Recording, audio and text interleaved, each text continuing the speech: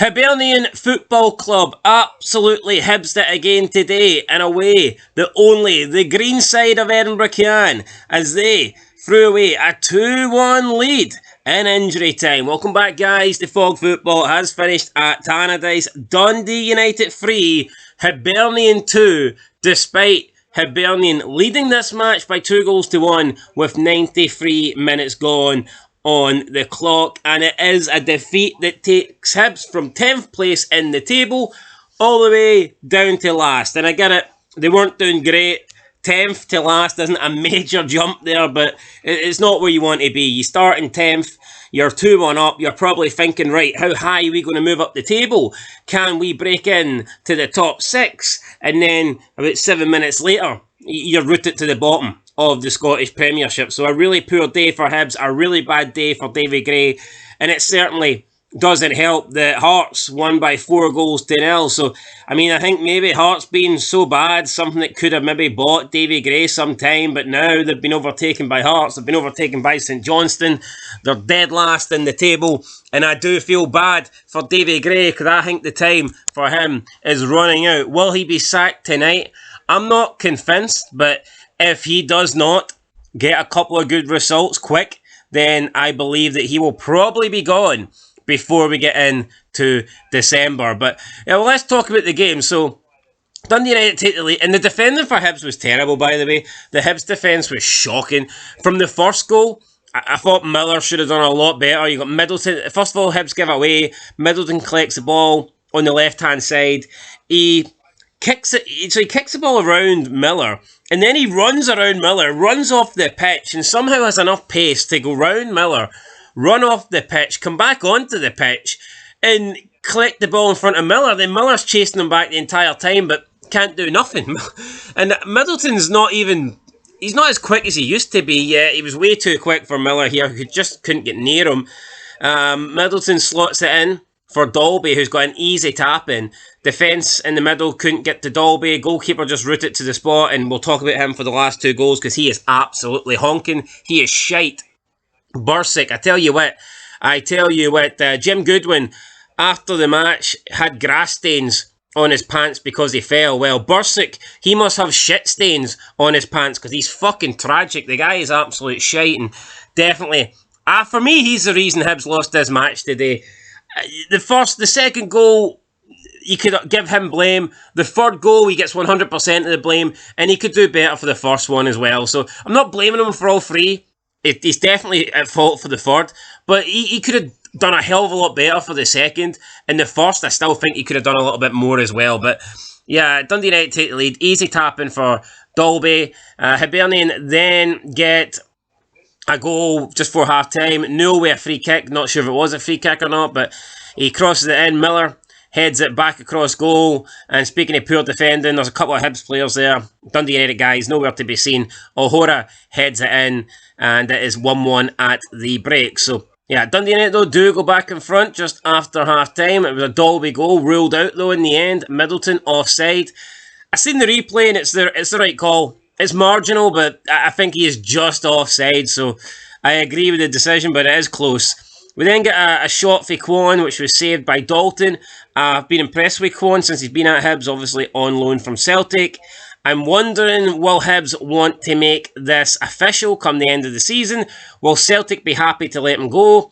And can Hibs afford to make this official? I think if Hibs can afford it, then I think they definitely want Kwon to be there, because for me, he's actually been pretty good. He's been one of the bright sparks of Hibs this season so far, and there's not been many. 72nd minute, Gale gets his first goal for Hibernian. He puts Hibs in front. Great cross from Obita. We had, I think it was it Boyle with the flick? I can't even remember. Someone with a back heel flick into Obita. Obita then with a great cross into the back post area, and Dwight Gale just heads it down, heads it in, and he gets his first goal for Hibernian. He gives Hibernian the lead. And at this point, it's looking pretty good for Hibs. That is until Joel Neal gets sent off, though. And now, Neil McCann said this was a correct call. I don't think it is. I think this is harsh. First yellow card. I mean, he doesn't really make any contact at all. I don't think his first yellow is a yellow. And I don't think this is a yellow. I mean, he gets the ball first, then there's a bit of a follow-through. But the problem is, you don't necessarily know where you're going to go with the follow through. For me, follow through shouldn't fucking matter. If you get the ball first, then the follow throughs are irrelevant, because if you don't get the ball, that's going to affect the follow through. So if you're getting the ball, that means the positioning of your foot or your leg or whatever is going to be different from what it would be if you didn't get the ball. So getting the ball for me is what's important. If you get the ball, then follow throughs can be unfortunate, but it doesn't matter, because getting the ball is what you're trying to do. That's your primary target. I mean, you can't go into tackles thinking, here, I'm not going to try and win the ball here in case of the follow through. I mean, fuck that. You go into a tackle, try to get the ball, and then what happens after that happens. This isn't a second yellow card. He gets the ball, and then it just happens to be that his leg follows through and he, like, kicks the United player on the top of the shins. If he doesn't get the ball, yes, it's a second yellow, but he gets the ball, therefore I don't think it should be a second yellow. Neil McCann, adamant that Neil McCann seemed to think it could have been a straight red, and I don't agree with that whatsoever, man. I think Neil McCann is talking shite there, personally. I thought it was extremely harsh. Again, if you get the ball, then I think that you need to give the players leeway with follow through. Now, if it's an insanely, dumb challenge and you're putting the opposition, your opponents at risk, then I understand that. The follow through should definitely be taken into account. But with this, I mean, come on. If you win the ball, then that can affect where your foot's going to go.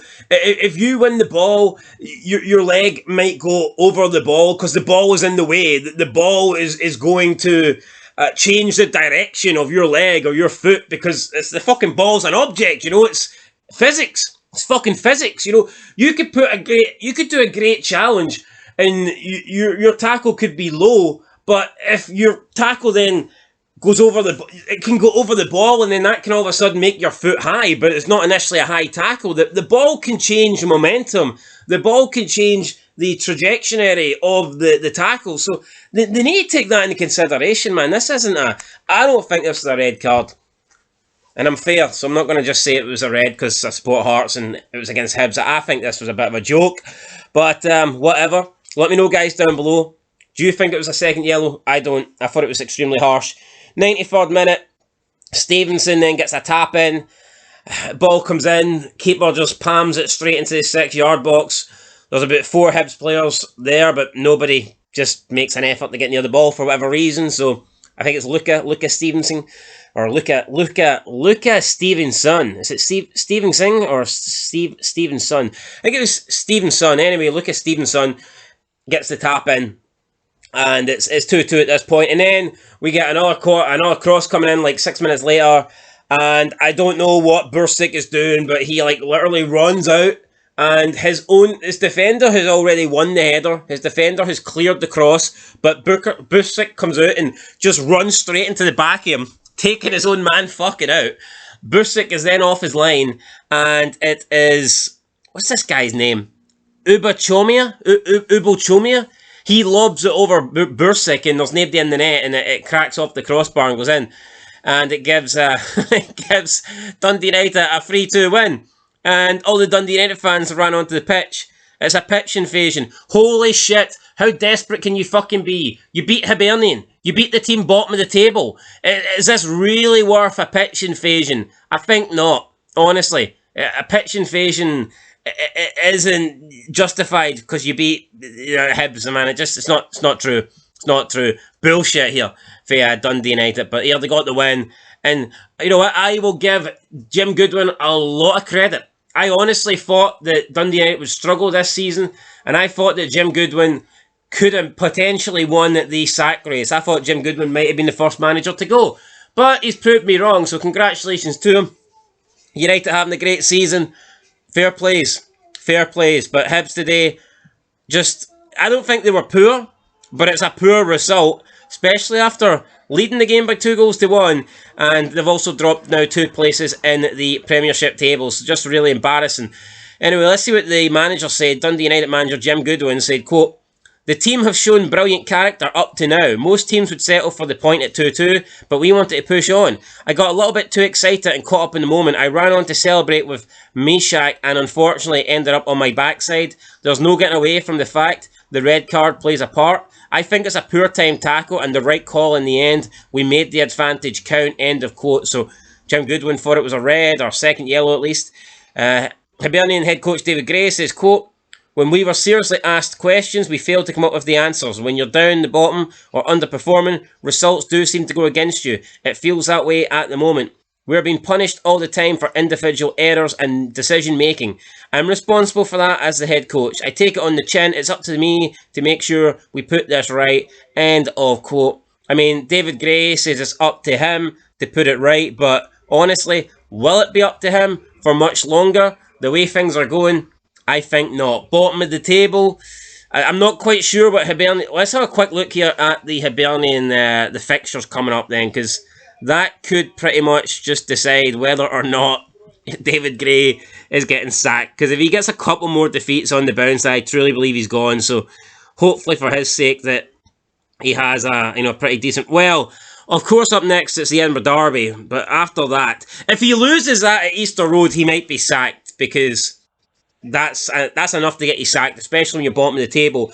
But let's say he survives that. If they give him a chance after that, Hibernian go to Dingwall to take on Ross County. Never an easy place to go, but it's definitely against one of the lesser teams in the league. So it's a winnable game there for Hibernian. After that, they get a rematch against Dundee United at Easter Road, followed by another game at Easter Road against St Mirren. So, followed by a trip to Dens Park against Dundee. And then Fir Park against Motherwell. So, Hibs' next 6 games, there's no Celtic, there's no Rangers, there's no Aberdeen. They're not playing the top 3. I think if David Gray can manage to survive the Edinburgh Derby, if he doesn't get sacked after that, if he can defeat Ross County, then he might get a chance over the next 6 games to, put a decent run together and buy himself some time. But at this point, his time has almost ran out. And if he does lose to Hearts, if he loses heavily to Hearts, then it's probably going to be all she wrote for David Gray. And I do feel bad for him because he shouldn't have got the job. But at the same time, it's like, if you're a Hibs legend and you get offered the chance to manage them, you can't really turn it down. But I just don't think he was cut out, especially Hibs having 3 really bad seasons in a row. They needed somebody to come in and steady the ship, and David Gray for me wasn't that man. So we'll see, guys, what happens. Anyway, that's it. Let me know your thoughts down below, especially on the Joe Newell red card. I don't think it was a sending off, and let us know your thoughts on Hibs, because it's going from bad to worse for Hibernian. Anyway, guys, leave a like, leave a comment, subscribe. Catch you in the next one. Until then, peace.